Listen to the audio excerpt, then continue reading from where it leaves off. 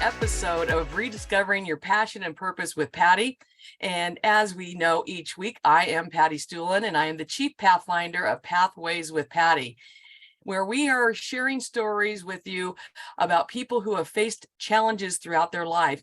And even though they have reached those challenges, they have not let those challenges stop them from pursuing their passion and purpose. And in many cases, having to redefine their passion and purpose for what they want to do in their life. And today it is not it's another exciting episode, even more so because I feel like I'm having a full circle moment with my particular guest, because this guest is someone who I had the privilege to teach at the same school with at Granite Hills High School. And we would meet almost daily on the blacktop when she would have her students out at class and I would be out there too. And we had so many wonderful opportunities to talk. And I knew when I started this podcast over a month ago that she was someone that I definitely wanted to have on my podcast. So with that, I'm going to introduce her and then start right into what I know is going to be such an informative and fun interview for me. And it is with Dr. Aleka Jackson. I'm going to say this correctly, Jarrell. Yes. All right, excellent. Has worked as an educator for the past 25 years. She is originally from Compton, California, and grew up in South Central Los Angeles, and currently resides in the high desert.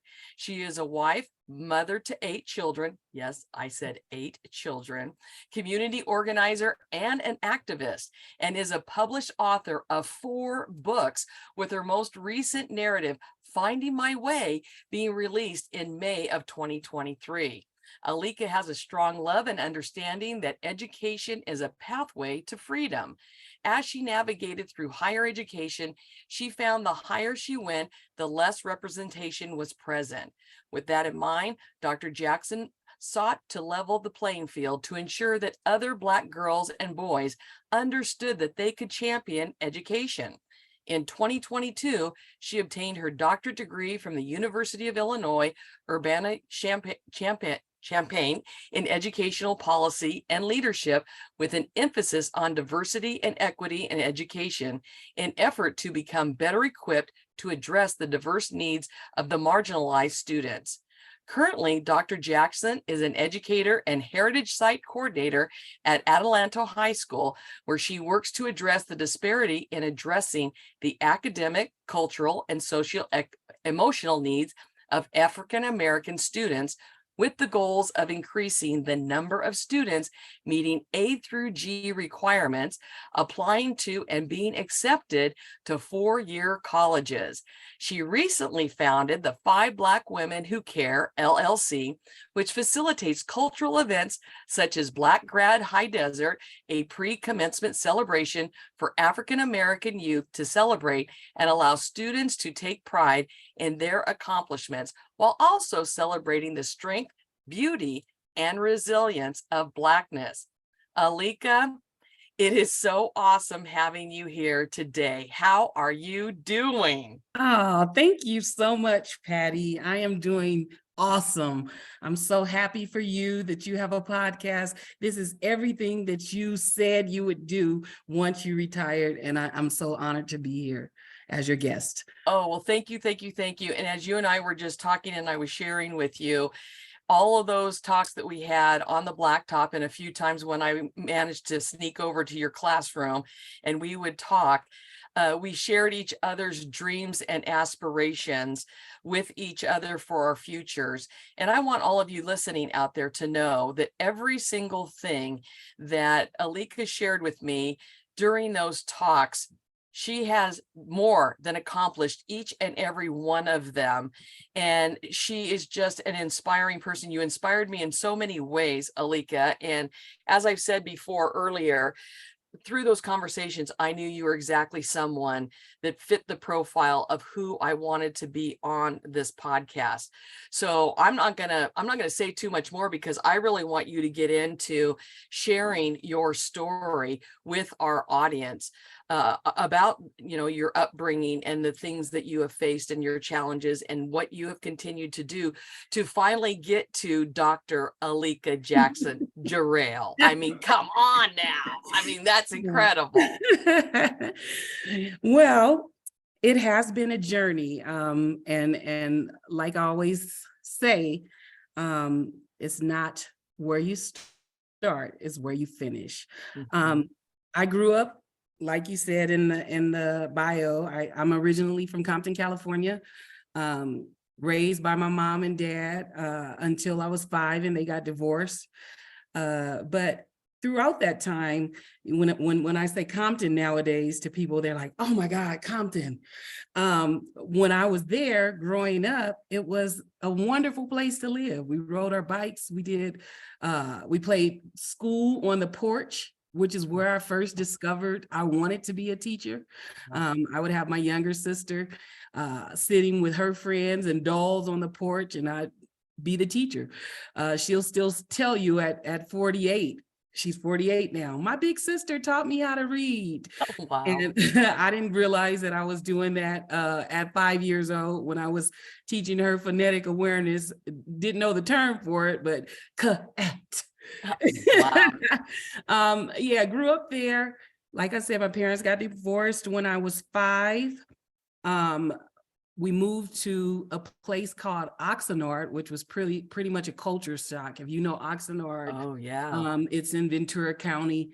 At the time, my sister and I were the only Black students at Kamala Elementary School. Oh, my goodness. So that was a culture shock, just going from Compton, where I was predominantly African-American, to a place where we were the only African-American students at the school. That was an interesting journey. What I will say from that journey is I got a great education. I came into contact with people who were different, who treated me just as good as anybody else. Awesome. It was also a time I became aware of racism. It was the first time I got called the N-word. Oh my gosh. Yes, on the way home from school, me and my sister. But because our parents had really rooted us in who we were as young Black girls, it was a shock, but it didn't hurt our esteem. But it did introduce us to something that we had never experienced before. So we stayed there a few years, learned a lot. Can I ask you something real quick? Yes, Based on, of course. when you just said that it didn't hurt your self-esteem that much, is that because of a foundation that your parents had laid for you? Because it would seem that with most people that would hurt. It actually was, it was shocking.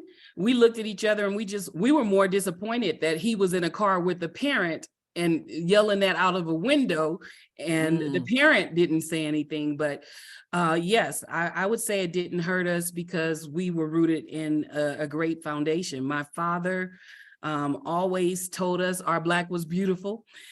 He named each of us African names, so we understood our heritage and where we came from, and always taught us to be proud of who we were.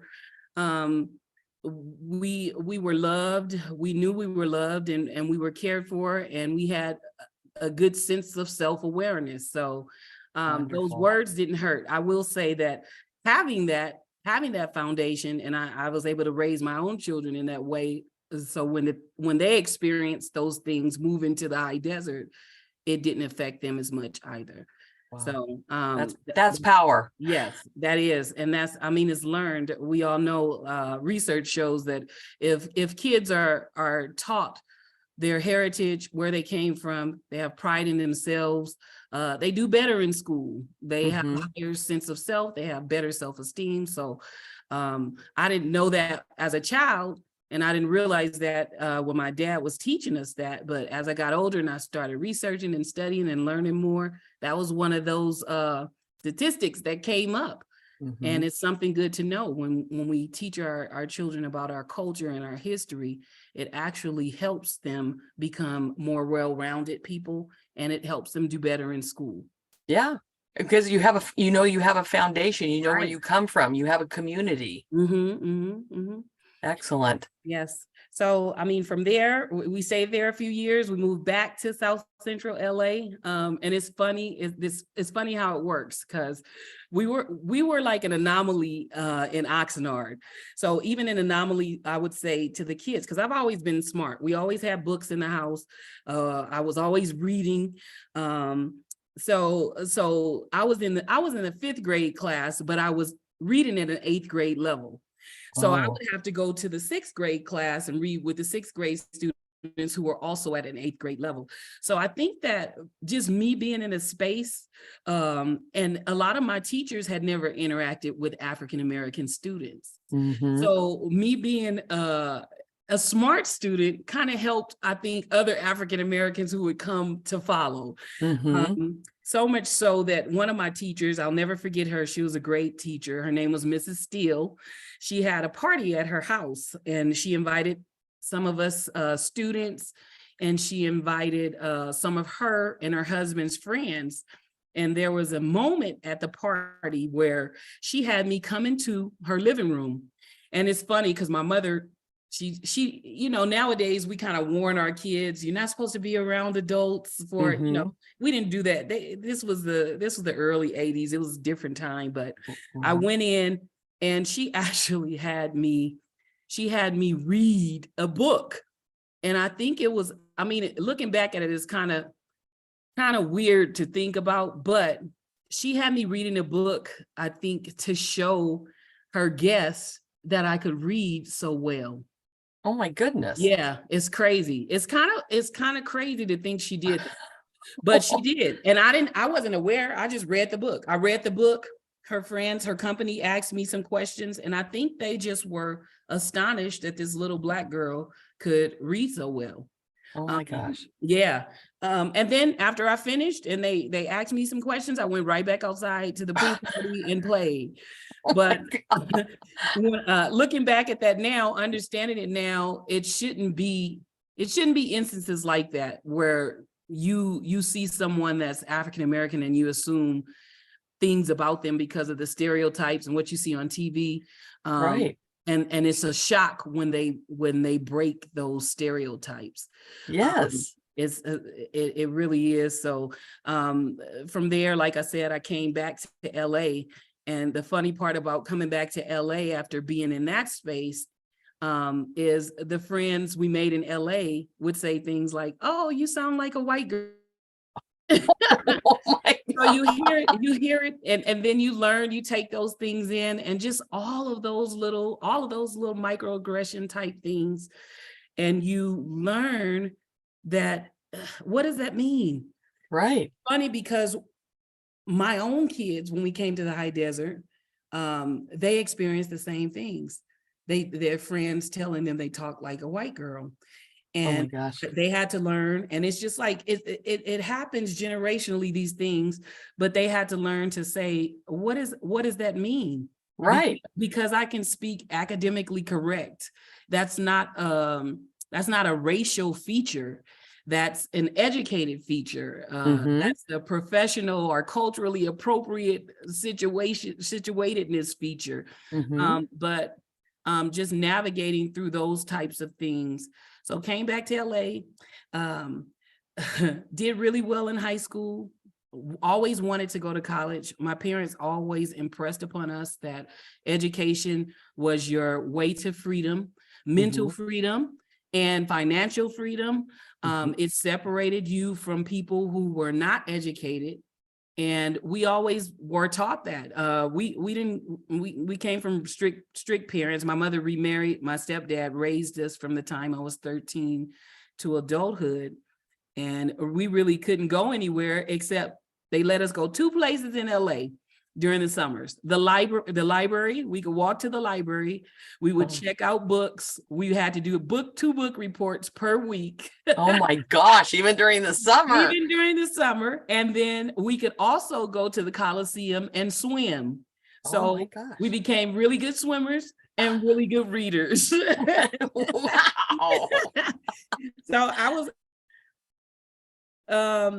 didn't have too many boyfriends, wasn't really thinking about that, really had my eye on the prize with college. And it was all going well until crack cocaine hit the community. And crack cocaine just changed not only my household, but it changed the entire South Central community. And with that, I had a close-hand experience. A parent started using drugs, and me and my sister's lives completely changed. She was a functional addict because she worked for the sheriff's department. Oh my gosh. Yes. Kind of ironic, huh? Yes, very ironic. And basically kept up on everything, really. She was functional. It came to never missed a beat, still worried about our report card grades, never missed a parent conference. This was all through high school. But there were some issues at home of abuse, and I just couldn't take it anymore. Senior year, already filled out applications for college, already was accepted to colleges. And in October of senior year, I said, I can't do it. And dropped out of high school. Yes. Wow. Thinking that I would still be able to go to college because my school counselors, well, it was crazy. Well, maybe I should tell this part of the story too, because this will wrap around into how we help the youth today at our school. So before I dropped out, I went to my school counselor. I didn't tell her what was going on, but I told her I left home and that I needed to change. I didn't have a 6th period. It was a free period. But I had AP English first period. So I went to my counselor, who knew my mother because my mother was present at the school and knew me. I was in the magnet program. And I said, well, I went to my teacher first. I said, Ms. Zaro, amazing English teacher. She just passed away this year, Manual Arts High School. I went to her and I said, I'm having some difficulties getting to school on time and I don't want to fail AP English because I need that to graduate. Can I switch first period to 6th period AP? Of course, she said, no problem. Went to the counselor. My mom had called the counselor, told her I ran away from home. The counselor refused to switch my classes. So I was now living in Long Beach, but having to be at school every day in Los Angeles at 7 o'clock in the morning. Oh, wow. Couldn't make it. No. So I was late, which was eventually, an AP class. You can't be late every day. Right. That's why I was trying to change it. Ended up not being able to change it. So I ended up, my mother wouldn't help me, didn't want to check me out. I had moved in with my older sister, who was very responsible. She worked, she had a job or whatever, had her own place. But my mother refused to check me out. So dropped out. I said, okay, won't be stopped. Took the GED, passed it. And thought that I was still going to be able to go to college. However, if you know how it works, you still need the credits. So my teachers were gracious enough to give me first semester grades because we were near. So they gave me first semester, but I still needed second semester credits and some of the classes, which would be economics and English. Went to Cal State Dominguez because that's where I was going to go. And they said, no, honey, you need those classes. I was crushed because my whole life, that's all I wanted was college. Right. So spiraled into a whole nother lifetime. Met my kid's father at Dominguez, 19 years old, moved in with him, started having children. I have 8 children now. Wow.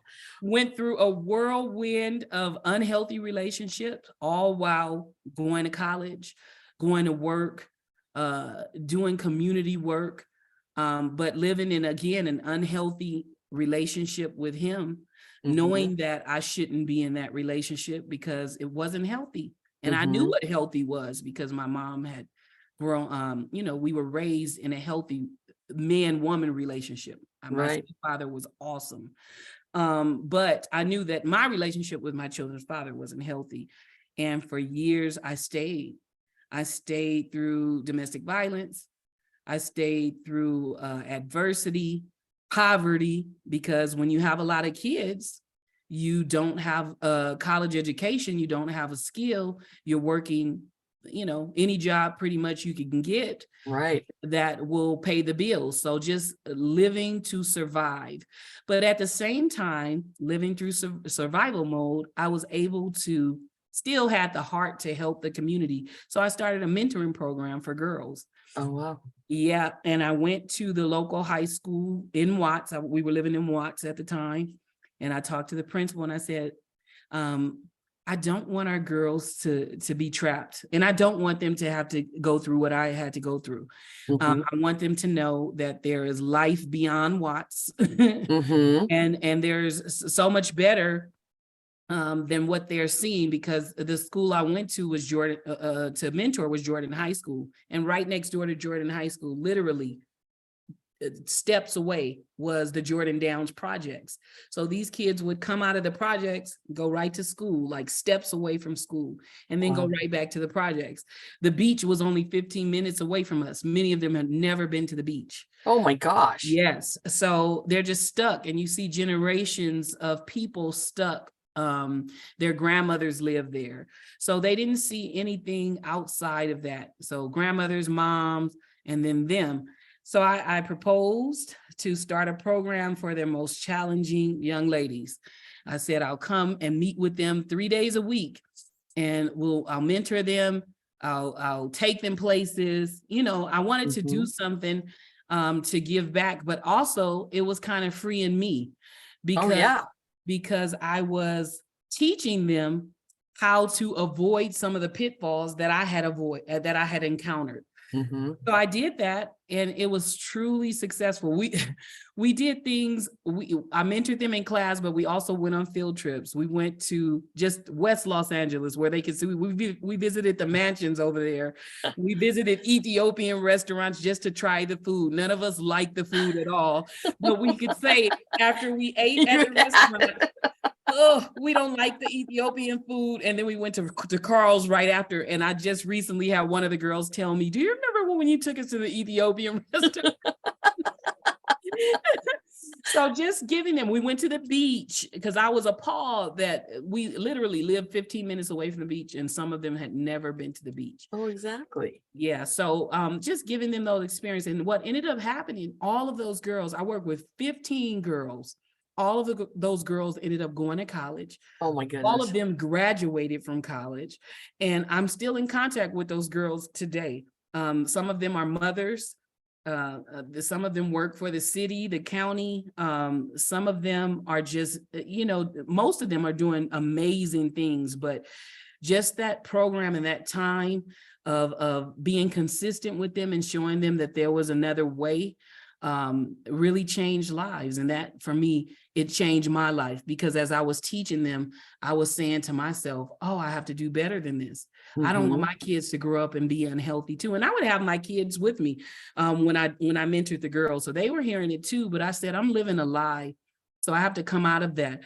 And that program really, those girls, they tell me I changed them and I helped them. I always tell them they helped me. They saved me. They saved me. Yes. So 2 years after I started that program, I ended up leaving my children's dad. I moved to the high desert and I pressed restart. I left it all behind. And I made a new life in the high desert that was healthy and functional, and was able to provide my kids with what it means to really live in your truth. Not just to talk about it, not to pretend, not to put on a mask. And I vowed that when I left, I would never, ever wear a mask again. I would be transparent. So I share my stories, even when we were at Granite. every October during Domestic Violence Awareness Month, I would do the big thing in the library for the students, and give them a domestic violence workshop with Ms. Hall. And just to teach them, what to look for and what some of the signs are and how to avoid it. And I would share my story, because everybody's story, in my opinion, everybody has something to teach. Yes, they do. Everybody has something to give. And my story has motivated so many, because I tell people, you look at me, and the kids would always say, you went through that? Exactly.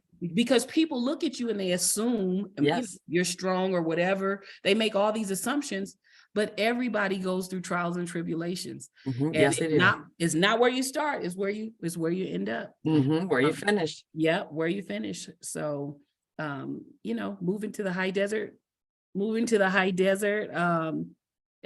I became the real me, I would say. Oh, good. Yeah. Yep. So I think the thing that a couple of things here of what you just shared, you knew deep inside before you started working with those young ladies that spark, that joy of wanting to be a teacher, that had never dimmed. It was still there. And even though all these roadblocks had been put up in front of you of stopping you from pursuing that particular passion and purpose in your life, you still found a way to become a teacher, mentor through there. And through that realization of doing that, you realized you were not practicing what you were preaching. Exactly. And you had to come to come to Jesus meeting with yourself and decide, do I really want to pursue what I know is really there for me to become an educator so I can reach more kids? Or do I just keep on the path that I'm at? And you chose to go for the thing that you knew was deep inside you. I know that was not easy on many levels. So I commend you for putting yourself first and making yourself a priority, because especially a lot of mothers of 8 children, not that I think I know of any, I think you're the first one, but I can see where mothers in general, their children come first and foremost, and they themselves are so drained because of giving and taking care of everybody else. They do not make self-love and self-care a priority. And my friend Brenda, and I keep saying this, she's the one that really pointed out to me, self-love and self-care is not selfish. So by you moving to the high desert, you really made yourself a priority, knowing that you needed to give yourself that self-love and self-care to not only project you into the future you knew that was there for you, but also set an example for your own children. You nailed it. Self-love was actually the term that I used in order to make that move. I had to learn how to love myself again. I loved myself my entire life. I really did. Growing up, I knew who I was self-aware. And I had that relationship, I had gotten away from that because, like you said, a lot of women, we put the man first, we put the kids first. And even in the process of being there, my thought process was, it's better to stay so the kids can have both parents. Well, I'm here to tell you, it is absolutely not better to stay, because you end up doing more damage to your kids by staying in an unhealthy relationship. I had to learn that. So the last 2 years, while I was mentoring those girls, I was also doing a lot of self-talk. I started journaling. I started writing down how I wanted my life to look. All the dirty words and the angry words I had been told, I would write them on one page. And then on the other side, I started writing words that I believed who I was. I started countering the narrative. And with that, every day, I started growing stronger. I literally started reading self-help books, journaling, looking in the mirror, telling myself, I love you, and it was hard in the beginning because I was guilty and I was shameful. I was shameful because I was in a situation that I knew I had no business being in for so long. So I really had to do inner work. And I worked on myself, like I said, for 2 years. I started planning my new place to live before I left the old place. I would Wow. draw out how my living room was going to look. Oh I my would gosh. draw out how the bedroom, and I can't draw. I was drawing stick figure couches. But it was your vision But board it you were was my vision creating. board. It was. And then I was able to put money away. I started putting money away, and I was able to get an apartment in the high desert. And it's funny because we laugh now. The journey is something, because me and the children, we laugh about it now, because when we first moved to the high desert, we had nothing. I didn't want to fight with their dad, so I left everything behind. I didn't care. I just wanted my peace. So we literally moved here with nothing. And when I say nothing, we had sleeping bags. We Wow. slept on the floor. We were happy to have the place. I remember going to IKEA in Carson before we finally moved up to the high desert. And I have one, I got this, it's an orchid. It was a painting of an orchid, just a beautiful, I love flowers. So it's a beautiful painting of an orchid. I bought it at IKEA. I still have that picture. It hangs in my living room now. And I look at it and I smile, because that was the first picture I hung on our apartment wall when we had nothing. And it just was it was a symbol of peace. I had finally gotten peace. And I told the children that your peace is worth more than anything you can ever garner materialistically. And they agreed. So I said, just for a few months, we'll sleep on the floor. We moved in January. February, taxes hit. And back then I got tax returns. So I got returns. So I was able to go and buy furniture, and we furnished the place or whatever, but it just, looking back on it now, it was, I call it the beautiful journey. It was a beautiful journey. It was filled with tough times, and we went through tough times. I was still struggling.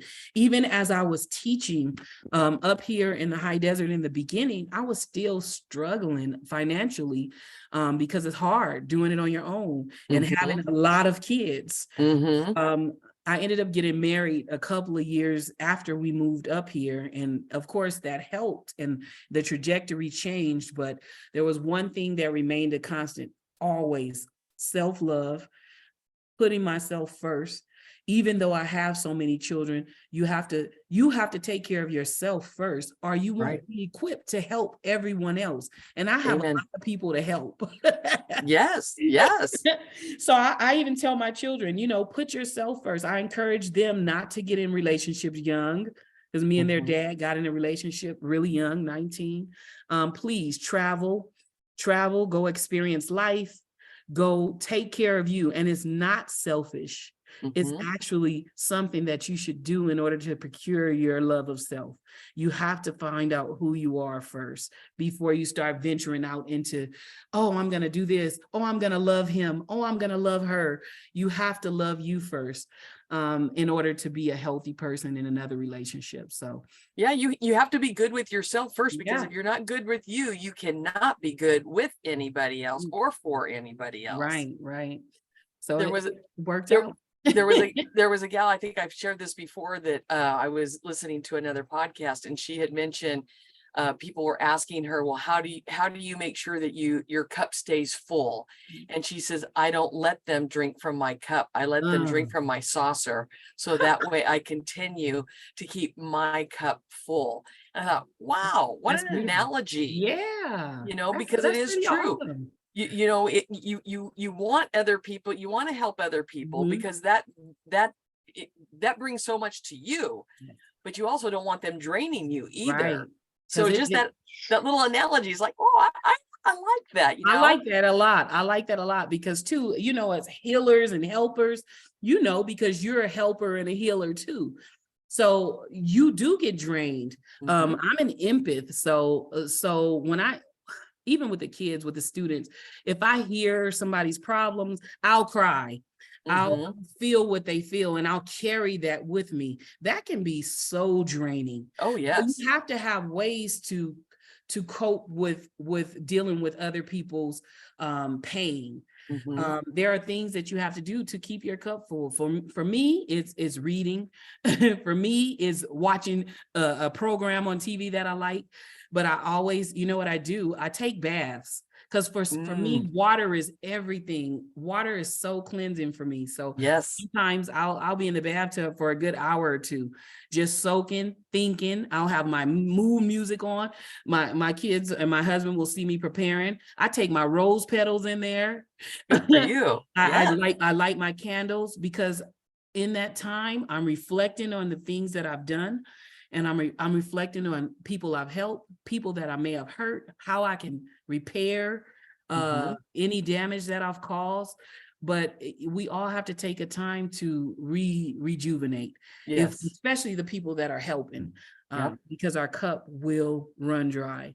And Well, then it's kind of like with your bath, it's like what I call my power showers. It never fails that when I'm in the shower, that's when same thing, I'm thinking about the people, and I come up with some of my best ideas or best thoughts when I'm in the shower. And it is something to do with water. I thoroughly believe that. It's very cleansing in many ways. So Aleka, what would you say overall is the best advice anyone has ever given you? I would say, of course, love yourself first. And a lot of people say they might think that that's selfish. You hit it on the head. It's not selfish to put you first. I know with the kids, even with my own kids, whatever I tell my own kids, I'm telling my students, because I love them in the same way. And I want to see them successful in the same way I would want to see my own personal children I gave birth to. So you have to put yourself first. You have to put your goals first. You have to put your needs first. Your wants can come after others, but your needs and your goals need to be the top priority for you, because if you don't, so much time will pass in between. You won't be able to attend. I mean, you will, but it's just a longer route.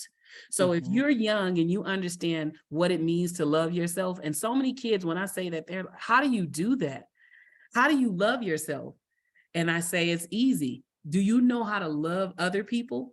And they say, yeah. What do you do to love other people? You hug them, you nurture them, you buy things for them, you take them out, you tell them you love them. Well, turn that on to yourself. Oh my gosh, yes. You do. You take yourself out. And that's a process you have to learn. I had to learn to go out to lunch alone. I had to learn to be okay with doing that, because sometimes it's hard for us to just be still and be with ourselves. Yes. So I started out slowly. I would go to Barnes and Noble by myself, or I love going. Now I'm telling people I'll go alone. I'd rather be alone. Exactly. It's a time when you can think. Yes. But explaining it to them like that, we show people grace. We show the people we love, we show them grace. We forgive them. We have to in turn do that for ourselves. We have to show ourselves some grace. We make mistakes. We're human. And so we have to be willing to say, I forgive you. Look, I forgive you for the mistakes that you made. Even if somebody else can't, I forgive me. I love me. I look in the mirror and I say that. And when I mentor the young girls, we have a mirror, and it's so difficult for them to look at themselves and say kind things to themselves. Wow. It's easy for them to see the negative things about themselves, the flaws. Right. But when they are able to hold the mirror up and say, I love you, they struggle with that. And so we have to train ourselves to be able to accept ourselves for who we are, with the notion that we're always trying to be better. And I'm going back to something that you just said, because it's really resonating with me, is putting your needs in front of your wants and teaching others that same thing. And again, it sounds very simple, but it in reality is not. And I think that's a powerful statement that you made. So I just wanted to bring that back, because it goes along with, as teachers, that is part of what we do, is to let our students know that there is a difference between a want and a need. And Yeah. what is that? And we need to love ourselves. We need to take care of ourselves. But we also need to know what that looks like, because I know, unfortunately, for many of our kids that we teach, they don't come from homes where that is demonstrated. Mm. And so sometimes we as educators, we're that pseudo substitute parent that it may seem like a simple concept, but that's what they're needing to know to become the very best them that they can be. Exactly. And you're doing a wonderful job with the programs you're creating and the things that you're doing, because you are definitely practicing what you preach now. So you're Yes. being true to yourself. Yes, yes, yes. And that's the only way to live at this point. It's true. It's absolutely true. Mhm, mhm. And coming to a point where you can be okay by yourself. Yes. Everybody, and then learning too, everybody's not gonna like you for what you say. Everybody's not going to like your truth, and that's okay too. I'm okay with people not liking the way that I see things. I'm more open to being able to communicate with people and agreeing to disagree at times. Mhm. That's okay. A lot of people can't do that though. They want you to agree with everything, or everything or nothing. Either we have Right. to agree on everything or we can't be friends. And I don't see it in that way. I say No. we can still have some commonality. We can still agree on some things, and we just don't disagree. We don't agree on this thing, but it doesn't stop you from being a good human being. But that growth in mindset, that takes time too. Right. Right. And as we talked briefly before we got on this, one of the things that I admired and respected about you, that I felt good, is you allowed me to feel comfortable enough, because teaching in Apple Valley, very, very white. Mhm. And we were starting to get more African American kids at school. And I there are differences. Right. And I did not understand on how to be able to reach and teach my African American students as well. And what I appreciated the fact was that I knew I could always come to you and ask my questions that were probably not politically correct, because I didn't know how to address them, but you understood that, and you were so good with me. And I think that that's another thing that I want to impress upon our audience that's listening, is when you know better, you do better. Right, right. And to have a resource like you, like I appreciated that, because it not only made me a better teacher for my students, it made me a better person in general in society. Right. Because just like you said with your kids, living 15 minutes away from the ocean and never being at the ocean, we tend to do that with our little communities, that we just stick in that little community, and we don't expand our horizons and know how many incredible people are outside of that community. And you were helping me to expand my community. And I know, as a retired person, I am a richer person for that, because in my travels of traveling full time in my RV, I'm not inhibited or intimidated, that when I see other people, to talk to them about their travels, their adventures, how they're living their life, because that's helping me to grow as a person also. That's beautiful. That is beautiful. And no, you know what I appreciated most about you, Patty? You were unafraid to ask those questions.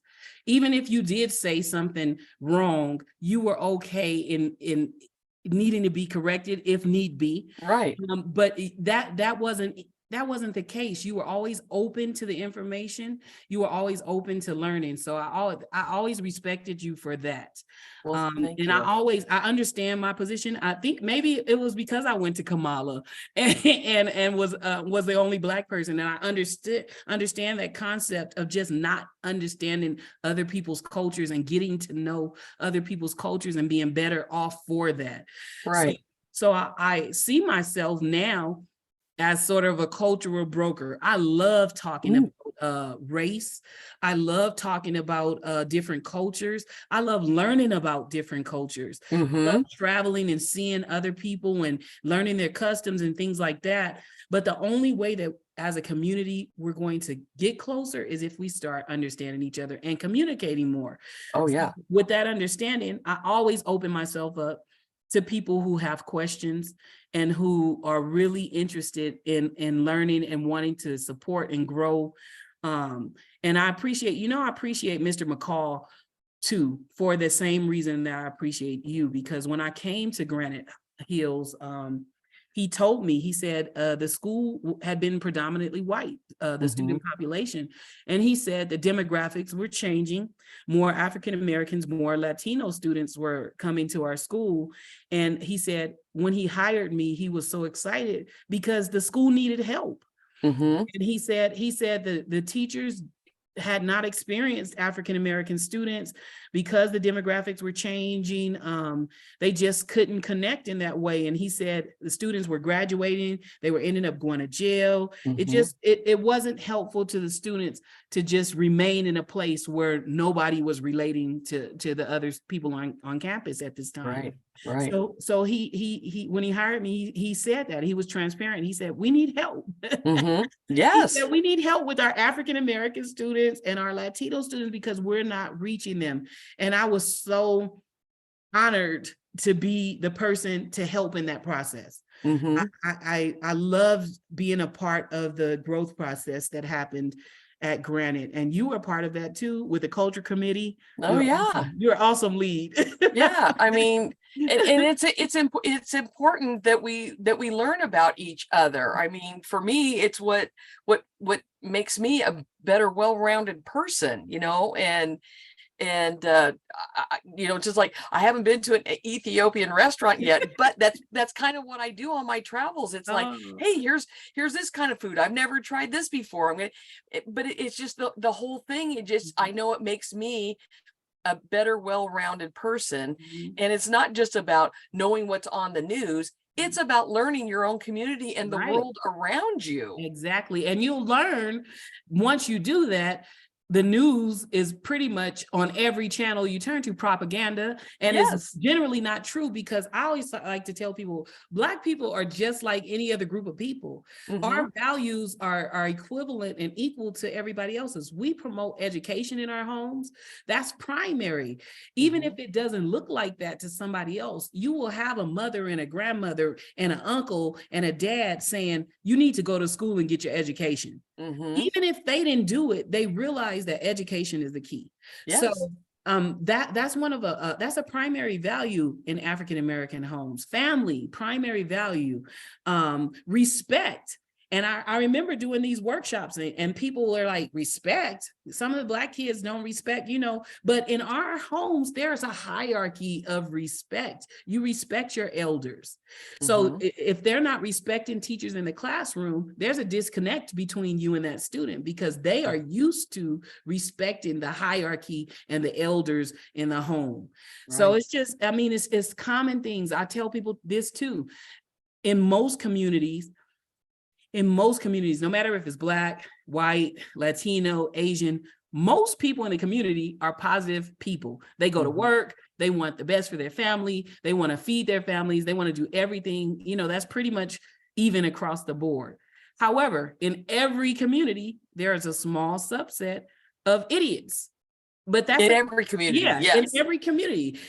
But for some reason, people assume that when you see a Black person, that person fits the stereotype and narrative of what you've seen on TV. And if you don't talk to them, you would never know. And I want to get into this because I want to share with you just some of the experiences I have being a Black woman and being an educated Black woman in the high desert. Because in LA, when we talk about like race and diversity, their systemic racism comes in a different form. It's not going to be overt. It's going to be, they don't have access to books. So an example of this, we lived in Watts, but I sent my children to a school in West LA. I would drive them there every morning because the schools were better than the schools in Watts. They had MacBooks way back then. They had beautifully landscaped campuses. They had highly educated teachers. Whereas in Watts, literally the ceilings were falling down. There were rats in the school. This was at school. You could look up and you would see water stains, and you would see openings. You would see holes. You never saw flowers. They didn't have enough books for students in the classroom. So because I am in this situation, and I was the lucky one because we had a car to drive all the way to West LA. Some of the people that live there are forced to go to those schools. Right. When we talk about things like systemic racism, that's what we mean. We mean that there are schools in this community that are dilapidated. They don't have resources. They don't have access to even books. But then you go 20 minutes across town and you're living in the golden era. Right. Those are the type of things I know people get, tricked up with these words. But when we break them down, you have to understand that it is a lived reality, that this is happening in those communities. And this is happening in this community. And then we expect these same people to be able to compete on the same level. It is totally impossible. One group has more and the other group has much, much less. So it's not equitable. But coming to the high desert is just some things that even me as an adult, my kids, I have stories for days. This is the reason why I ended up getting a doctorate in diversity and equity, because coming to the high desert, like we had access issues and access limited opportunities in Watts, but in the high desert, the racism was a bit more overt. So the kids got called the N-word on a regular basis. My son had never had a fight in school. And I remember I was at work at Granite and I get a phone call from my son's principal. He was 9. He was in 4th grade, I believe. Principal calls, your son just got in a fight. And I'm appalled because my kids have never had a fight. And so I said, what was he fighting about? And she said, they were fighting over football. So I'm fuming because she's at this point telling me to leave work, come and pick him up from school. So I'm on my drive. I'm like, oh, he's going to get it. I had to leave work. He's fighting over a doggone football game. I'm getting him. So I get there and he's crying. He's sitting there. He already knows he's going to get it. And the principal comes to me quickly and she whispers, Miss Jackson, we're not going to suspend him. He did have a fight, but I found out why he had a fight. And I said, well, why? What happened? She said, somebody called him the N-word. And he just said nobody had ever called him. And it was like, in that moment, I was 9 in Oxnard when that happened to me. Oh my gosh. And he's now here. And this was probably about 2011. This was 2011. And this is still happening. So from 1980s to now. And I just turned around and said, stop crying. But I had to have a conversation with my son and explain to him why he couldn't hit anybody for words, but also to explain to him about the N-word and about, being called that. And he would be looked at as the aggressor because he was 9 years old, but he was tall and he was big. And if he beat somebody up, he would be the one that gets in trouble for it. So we had to have a conversation. And I had to explain to him how this place, the high desert, worked, because this was common. A lot of the kids were being called the N-word and no schools were addressing it. As a parent, and I always advise parents to do this. I did this in Watts, but I also did it in the high desert. Whenever my kids started a school, I would introduce myself to the principal. My husband, would come and introduce himself and just let the principal know what our expectations were as parents for our kids, and that we were here to support the school, but just to let them know, because they had an idea. I'm telling you, when we moved to the high desert, it came all 360. My kids were the only kids in their classes, Black and Hispanic. And, So and that comes with preconceived ideas. yes, it comes with preconceived ideas. So at Sultana, my daughter, she was in the AP classes, of course, the only Black kid in the class. My son, same thing. At Ranchero, only Black kids in the class. At Lime Street, same thing. And this was like before people start moving. I think Black people were moving to the high desert, but they weren't particularly moving to Hesperia. Right. And somebody asked me, well, why would you move to Hesperia out of the 3 cities? And I told them it was intentional because I had looked at the data for the school. Mm-hmm. And just at the time, Hesperia, the high school, they were doing better than some of the other schools. So I looked at for the education, but they had some experiences within those schools that really push me to say, I have to advocate more for African-American students. I need to be more equipped. Let me get this doctorate degree in diversity and equity so I can understand more about the process. But just being able to advocate and teach others how to advocate in a space where they were not used to seeing African-Americans, and they definitely were not used to seeing African-Americans who advocated, because the African-Americans who were here were just going along to get along. They didn't want any problems. So even when I would go to the parents and say, well, this is what is going on, we need to address this as a community, an African-American community, they were scared and literally would say, I'm afraid. Something terrible happened to my daughter when she was in 2nd grade. They played the song, Oh, Susanna. You know that song? Yes, I do. Okay. Oh, Susanna. She came home and she said, Mom, they played a racist song at school. And I said, what song? And she said, Oh, Susanna. I said, I sung that song in school. I said, that song, you guys are learning about the gold, in California. She said, we are. She said, so they played Get Lighter Fluid and Kill 500 N-words when you were in school? I said, what? And I Googled it. And the original version of the song was actually a racist song. They sang the song in blackface. And part of the lines of the words say, the original song, get lighter fluid and kill 500 N-words. And her teacher at the time played this song twice with the words on the screen for the kids to see. Mind you, this is 2nd grade. Oh, and my goodness. When my daughter, who is she actually was a valedictorian of Hesperia High this year. Amazing child, but she's always been amazing. So she was in 2nd grade. She was the one in her class that spoke up and said, this is racist. This is not right. And her teacher let the song play and they repeated the term. And she said, this is racist. This is not right. No. And the teacher, and at this time, it was her and 3 other African-American students in the class. So when they said it the 2nd time, get lighter fluid and kill 500 N-words, a white student in the class pointed at her and the other students and said, that's you, you, and you. So all of this is happening. The teacher's playing a song. And I said, what did she do when she finished? She just said, oh, that was a good song. We're going out to recess. So when my daughter came home and I heard this, I'm, of course, shocked first. I looked it up and my first thought, I was horrified. I was sad. I cried because our job as a parent first is to keep our kids safe.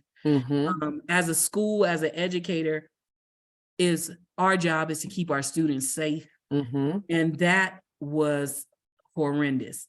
Right. So I cried. I cried because I'm thinking at the same time, I moved my kids here. This is not the first incident, but this was by far one of the most serious. But I felt bad as a mother, like I wasn't protecting my kids. I moved them in spaces where there was no representation at schools. There were no African-American teachers, no janitors, nobody they could identify with at school. And I felt like crap. Right. And here we have this situation. So I was able to call my mentor, who at the time was Mrs. Okpara. Oh, yes. Yes. And I said, I don't know what to do. And I'm crying. And I'm like, my kids, and it's funny how resilient kids are, though, because I didn't want to, it was only like 2 weeks left of school. And I said, I definitely am taking her out of that teacher's class because I just don't feel comfortable with her in that class. I don't care if it's the last 2 weeks. I wanted to just keep her out of school. And my daughter's like, I'm going to school. Good for her. Yeah. So I ended up, I talked to Ms. Okpara. She let me know what my rights were as a parent. And I was able to go and talk to the 3 other kids' parents. And I asked them if their kids had come home and told them what happened. They hadn't. So maybe my thought was this teacher assumed that our kids don't come home and tell us about their days. And in some cases they don't. But in my case, I asked, that ever since they were little. Because you taught your daughter that. Yes. What did you learn at school? That's the conversation. Not just how was your day? What did you learn at school? What was important to you at school? So the fact that the teacher had facilitated racism, because that other boy, he knew what the N-word was. He pointed at the Black kids and said, "That's you, you, and you." She was irresponsible. So it turned into a big thing. I ended up having a meeting with the principal. I asked to have a meeting with the teacher too. They didn't. They took her out of the classroom. They changed my daughter's class for the last 2 weeks, put her in another class. It went all the way up to the district. But before it went all the way up to the district, I won't say his name because he still works there. He called me and he said, "Ooh, she really stepped in it, didn't she?" Because I sent the letter to everybody, the complaint. And I said, "She definitely did." And he told me, he said, "She had to look for that song." I said, "Yeah, because you really have to look for the original version of that song." He said, "That's awful." Went all the way up to the district. My daughter went all the way up, talked to lawyers. We weren't trying to sue the school or anything, but I had contacted ACLU because I'm like, this is not right. And nobody's listening. And so it went all the way up. And at the end of the day, after the lawyers talked to my daughter, they asked her, they said, "Well, what do you want to be when you grow up?" She was like, "I want to work for the FBI. I want to be a forensic psychologist." And to this day, she still does. Wow. They said, "Well, we believe that you'll be whatever you," because she remembered this thing took like a year and a half. The teacher ended up retiring at 40. Oh gosh. Yeah, so it took like a year and a half, and Queen still remembered where every student was sitting in the class, where the teacher was standing. They tried to trip her up with the questions. She just answered them, correctly. But all of that, and the district sends a letter out to me and the ACLU saying it was unfounded. Oh yes. So I'm like, this is the stuff that we have to deal with. Now, you heard that whole story. How could that be unfounded? Exactly. Yeah. So, I mean, stuff like that, just kids being yelled at because they're not standing for the pledge. And then this is something that I want to touch on. Not everyone stands for the pledge.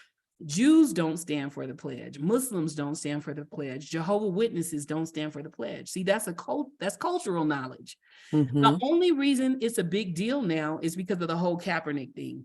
Right. But if you ascribe to any of those ideologies, you never stood for the pledge, and never was it an issue until Colin Kaepernick and the whole football thing. So after that football thing, and it became an issue, when we moved to the high desert, my kids have never stood for the pledge because of religious beliefs, right? When we moved here, we had to go through that whole process. And believe me, I was preventative after it happened the first time. Teachers yelling, telling them they were disrespectful. And this is what I say, is why it's important to talk to people and understand cultures, because this is not a new concept. For generations. Some ideologies just don't believe in pledging their allegiance to anything but God, right? Right. So if you don't know that culturally, you just don't know that, but it doesn't mean that it doesn't exist.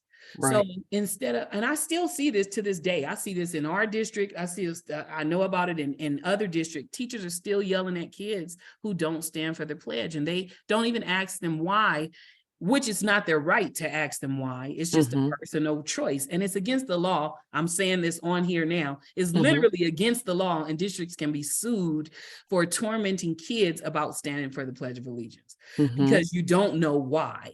Right. And it's none of your business why, but you shouldn't be tormenting anybody in the first place. So with that in mind, just dealing with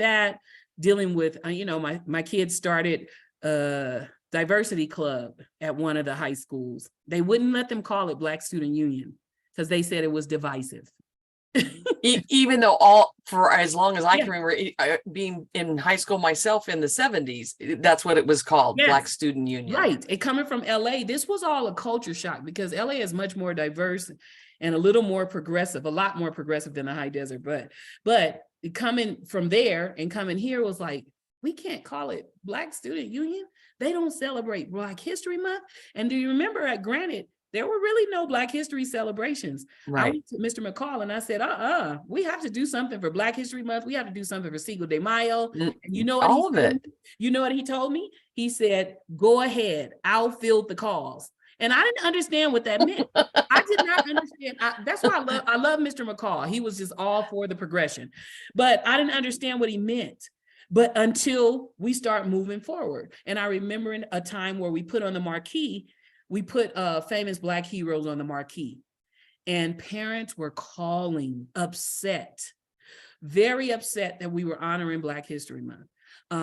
During Cinco de Mayo, some of the cafeteria workers, the ladies in the cafeteria, they had the Mexican flag on the wall. Some of the parents were calling upset about that. And Mr. McCall did what he said. He fielded those calls, but he said, move forward, move forward. And I think as a society, we forget that we are a melting pot. Yes. That's how we were established, you Yes. know, not always in the best ways, though. Yes, I mean, yes. of how people got here. I mean, I want to put that out there, but we are a melting pot. We are one of the most diverse places to live. And I'm telling you, even as I was teaching in the classroom at Granite, because I taught US history, when I would go over things, so I know that I was the first Black teacher for many of my students at Granite.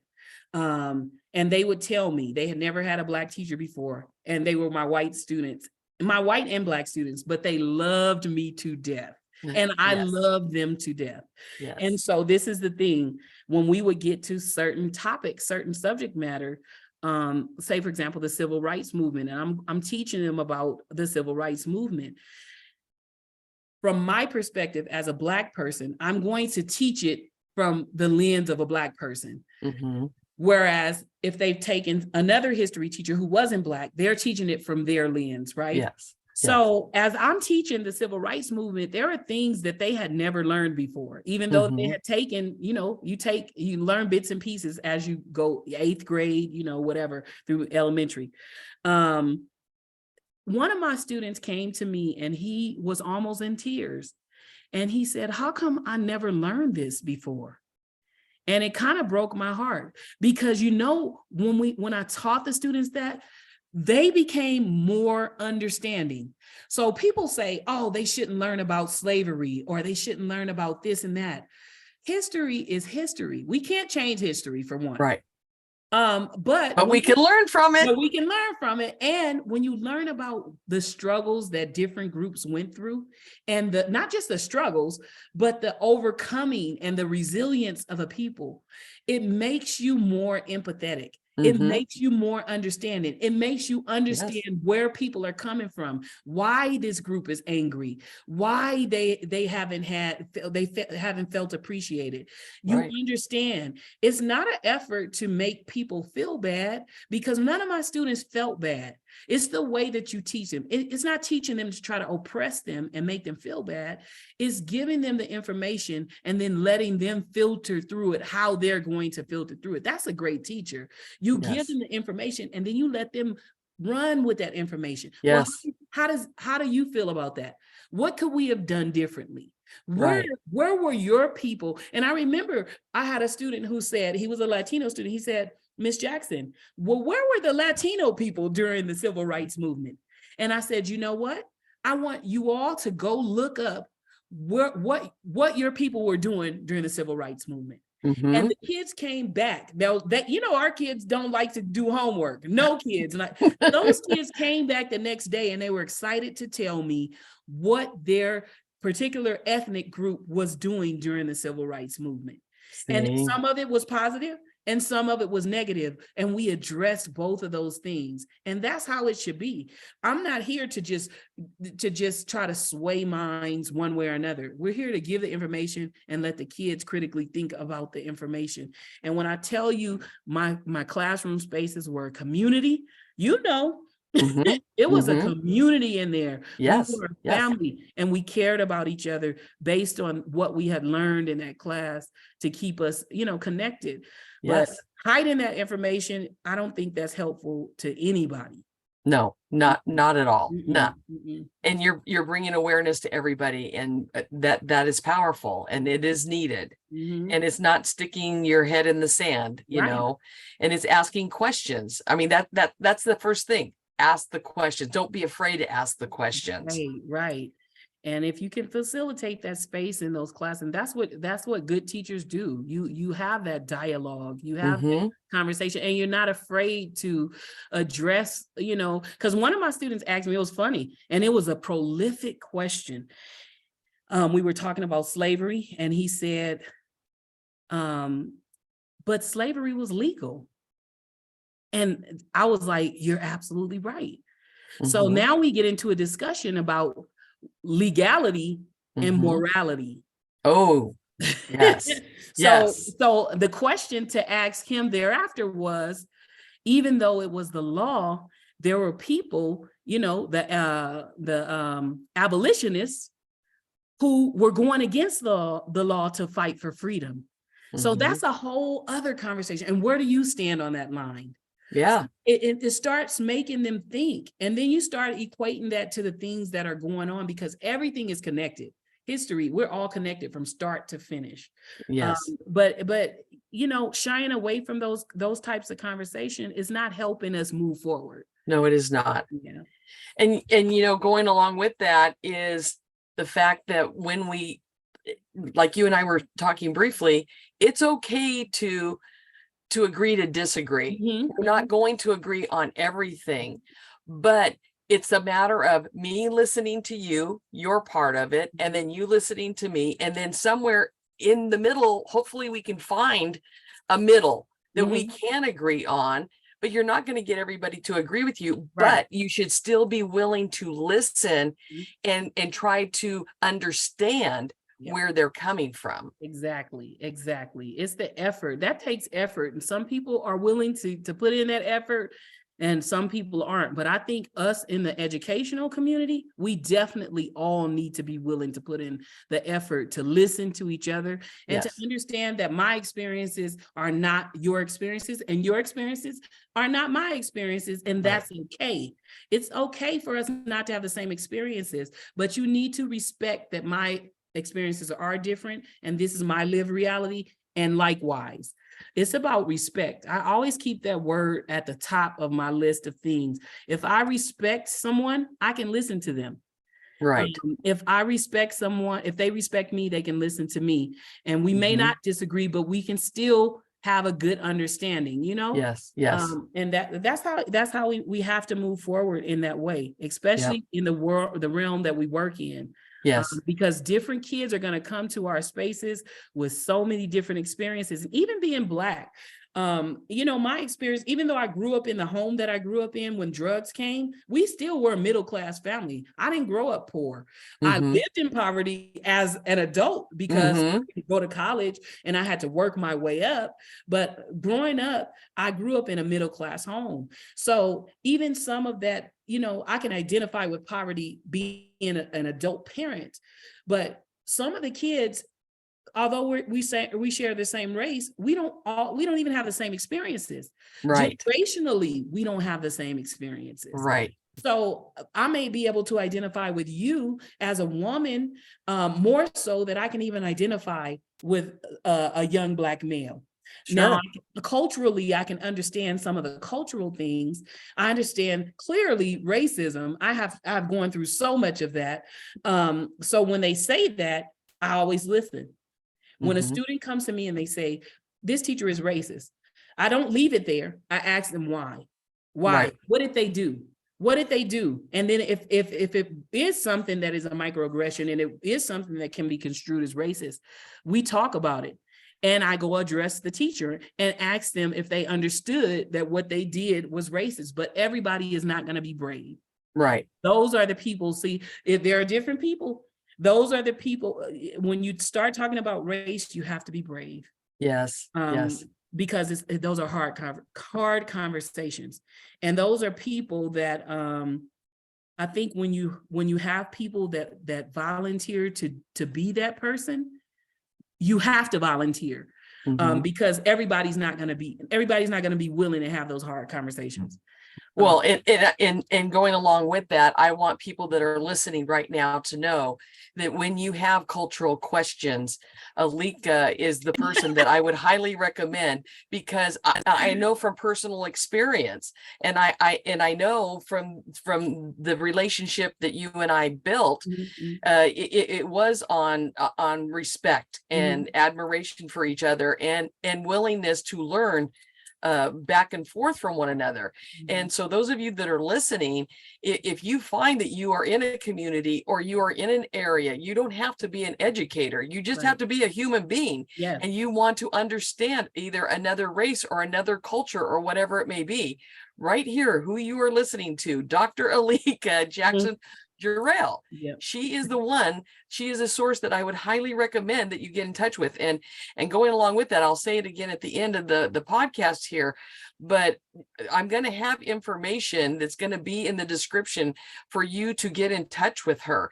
She is someone that is more than willing to talk with you and have a discussion with you. That's what it's about, is having a talk, having a discussion, a meaningful one. So, I mean, Aleka, what you're saying is so powerful, and it's just so right on. I mean, just thank you for all of it. Going along with that, kind of not changing, but since this podcast is about rediscovering your passion and purpose, which you have shown that you have done over and over again. Right now, at this stage in your life, what would you say that you are passionate about personally and professionally? So personally, we talked about it. I'm a mom of 8. I have my last 2 children are a set of twins, King and Queen. They actually graduated high school a couple of weeks ago, and my husband and I are now empty nesters. So after 30 years of parenting K through 12 students, I am moving into the next phase of parenting. I'm not done parenting. You never end parenting, but I am moving into the adult phase of parenting, and I'm passionate now about traveling. Yes. I have not been able to travel nearly as much as I would love to. I want to be like you. Yeah, right on. I want to. I'll show you the ropes. We'll talk about that. Okay, so next then, what would you say right now in this stage of your life, in this chapter, is your purpose personally and professionally? So professionally, I always feel like every district should have an equity office. So this is my passion right now. So we have SPED offices, we have ELL offices at the district office, we have food services, we have student services. I believe every district should have an equity office. Wow. With that in mind, my passion, my extreme passion is to one day be the director of one of those equity offices. It's going to happen. I know. Yes, I'm speaking it into existence. Exactly. You're putting it in the universe. Right. So I'm hoping that districts catch on in our area. I don't want to have to leave this area to do this work because the work is needed here. So I'm hoping that at some point our districts start moving toward that thought process, because everyone's data in all the districts in the high desert say the exact same thing. It says that, and across the nation to be exact, it says that African-American students are not going to college. They're not obtaining their A through G classes. That's a big issue. And it's been an issue for many, many years. Districts have the data. The lowest performers academically in all of our districts are the African-American students, and we've been digging our heads in the sand, ignoring that data. And it's problematic because people don't like to look at race, but we look at other line items. So we see that foster kids need this. We see that SPED kids need this. We see that EL students need this. And it's not a problem until you see that African-American students need it. So our goal as educators should be to help the subgroups that need the most help. And Right. then after you've helped them and gotten them to a place where they don't need that support anymore, you move with the next groups of people who need help. That's really what equity is. Mhm. So if we are truly equitable in the districts in the high desert, we will address explicitly the data that says exactly what I'm saying. We need to help our African-American students and we need to help our EL students because those are the two subgroups who need it the most. And it's all a part of validation. Yep. Yes. So we have to get beyond, people shy away from race conversations. We have to move past that. It doesn't Right. always have to end up in an argument. And It that's what I doesn't. think people are afraid of. And Yeah. that's not always the case. We have to look at what the root causes are to these issues in our community. And the root causes of why our African-American students are the lowest achieving students is because of the way that we're doing things within our districts that systemically need to be changed. Mhm. So I want to speak to that. I want to speak to what my passion is now. Right now at Adelanto High, I am the coordinator for a program called the Heritage Program. Mm. And the Heritage Program was a pilot program started last year by our district in effort to address the inequity for African-American students. So basically, we looked at our data. We saw what all the other districts see. African-Americans are not not going to college. We're not taking A through G classes. And you know what happens after that. We know what happens if you're not going to college. You don't make as much money. You Mhm. end up going to prison because your Mhm. reading scores, reading in prison are a direct correlation. If you are not at grade level reading by fourth grade, they're already building prison beds for a Oh future my gosh. generation. Yes. So reading and prison have a direct correlation. So African-American students are ending up on these routes, not going to college, not doing this, not doing that. And we have a key to addressing those inequities if we address them. So with the Heritage Program that the district piloted last year, it has been a direct approach in supporting African-American students on our campus. So I'm responsible for the 347 10th through 12th graders Mm. at Adelanto High School. No longer teaching, it's more of it's a coordinator position. So I Mhm. am working, mentoring those students, making sure they are in A through G classes, keeping track of whether they pass or fail. It's kind of counselor work and Wow. learning the ins and outs of counseling too. But it's Mhm. also the other side of it. Parents are involved. So I'm Wow. connected to parents. We had a parent meeting and people were like, how did you get all these parents here? Because you never see large groups of African-American parents. Well, culturally, you understand in order to get African-American parents to come to the school, you can't shoot them a text and say, come to the meeting at the school. You have to personally reach out to them. You have to Mhm. send them emails, text, call, and you have to have food at the meeting. Food. Oh. Food brings people out, but those are cultural nuances, things that you have to know in order to get the results. So parent contact, college awareness. And when I say college awareness, all of our kids are taught from elementary school, college. That's what we talk about all the time as teachers. You're going to college, higher education. But if students don't see themselves there, and a lot of African-American students don't, they don't see themselves represented on campuses.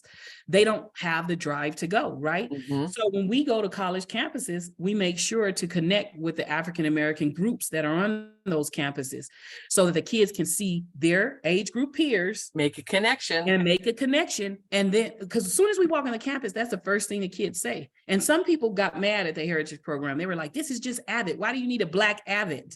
No, it's not Avid, because the kids brought it to my attention. Some of them are in Avid and they say this. They say, the difference between Heritage and Avid is Avid, you will go on a college tour when you go on the college campuses. You'll take the tour, you'll go to financial aid. But with Heritage, you'll do all of that, and then you'll directly talk to the African-American students. Mhm. You will bond with them. They will encourage you. You will ask them questions. And just that one piece changes the trajectory, because as Sure. soon as our students walk on campus, the first thing they say to me every time is, I don't see any Black people. And everywhere we go as human beings, we look for a connection. We look for our community. Yes. So if they don't see them, they're like asking that. And I'm saying, be patient. You're going to be here. So you're going to add to those numbers. But teaching them, helping them navigate the process. We literally, we had the parents come and the students came, the heritage students, the seniors, and we helped them do their FAFSA. Most of these parents don't know how to do a FAFSA. They don't know how to apply to college. So there we are with that. When we think of systemic racism, we think of the lack of opportunity, lack of access.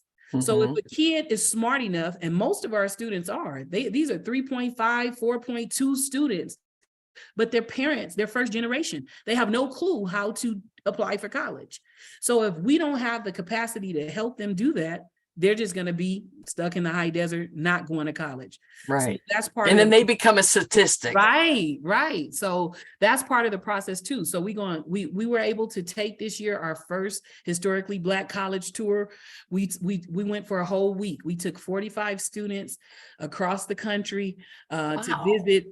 We went to 7 different historically Black colleges, and the kids had an amazing time.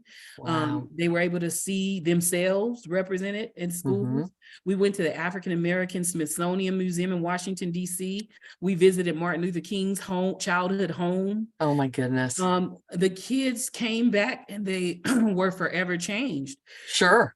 And what really resonated with me and what they said was, I learned about my history, and I feel they felt prideful, but they felt like they had to upkeep the legacy that so many people have paved the way for them for.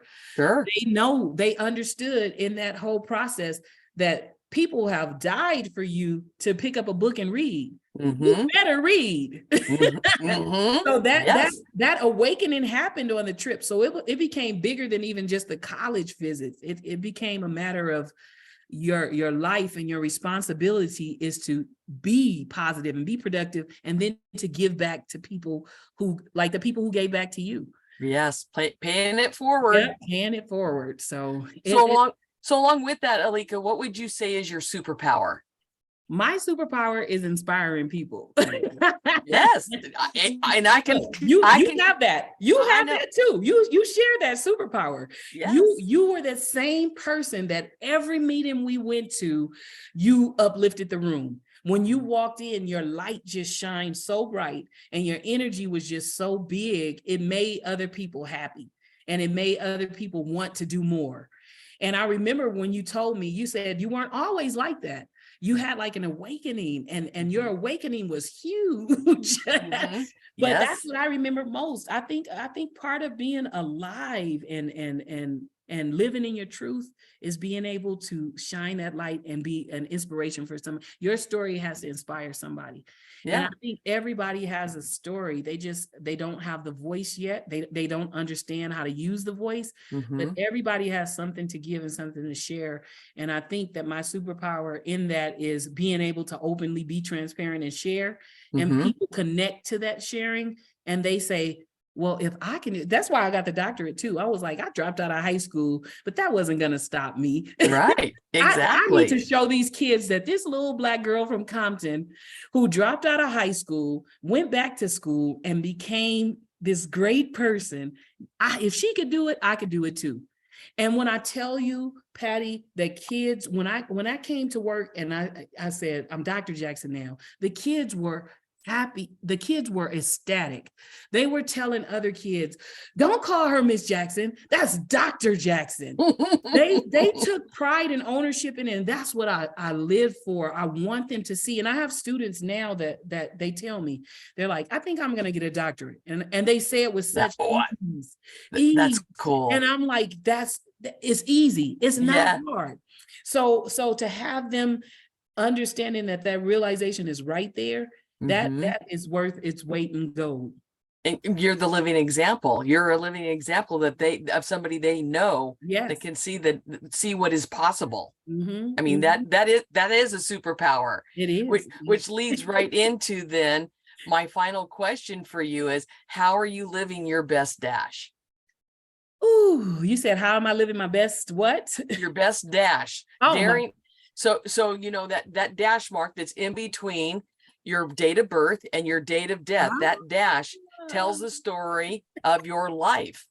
And you've alluded to that during this entire conversation, but how is it right now at this point in time, knowing that you are at a certain point on that dash, you've got so much time, how would you say right now in this moment you are living your best dash? I would say that because I am totally living in my honest truth, I am doing things that I absolutely love to do. And I don't care what anybody feels about it. So I'm taking time for me. Mm-hmm.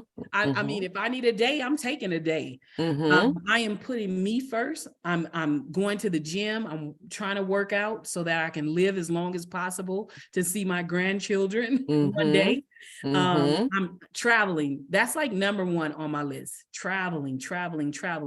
And just living to the best of my ability to be an example for others. I always say this, I live to inspire others. I live to encourage and motivate and teach people that you are the prize. You are the one that we have been waiting for. I say that all the time. That's awesome. Quit looking for people to come save you. You have to save yourself, and you are the person that we have all been waiting for. So I'm living in that light now. And Awesome. I'm living unafraid. I'm not afraid anymore. Mm-hmm.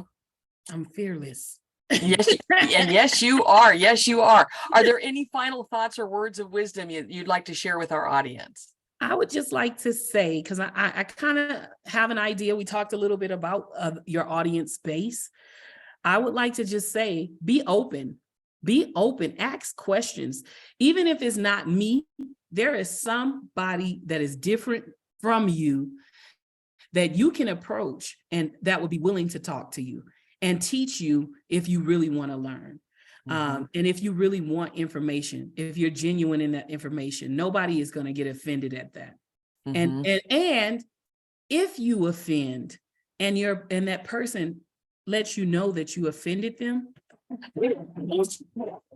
my painting just fell down. I'm sorry. If you offend them, be open to letting them explain to you why it is offensive and learn from the offense. But overall, be open to new information. Amen to that. Well, Aleka, thank you so much for being my guest today. I mean, this has been a true honor and such a thrill for me to get to reconnect with you during this podcast. It's been awesome. Thank you. It's been equally awesome. I appreciate you, Patty. For the audience that I know that's going to want to connect with you, how can they can make that connection with you?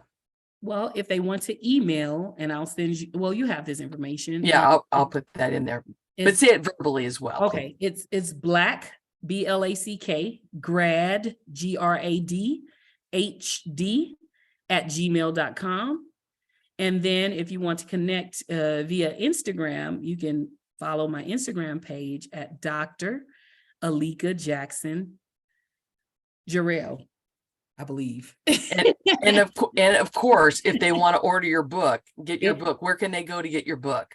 I'm gonna say that they can go on Amazon, but I would prefer that they don't, because if anybody is an author, you know that Amazon, when you write a book, they only give you $2 off of profit, basically, for your book.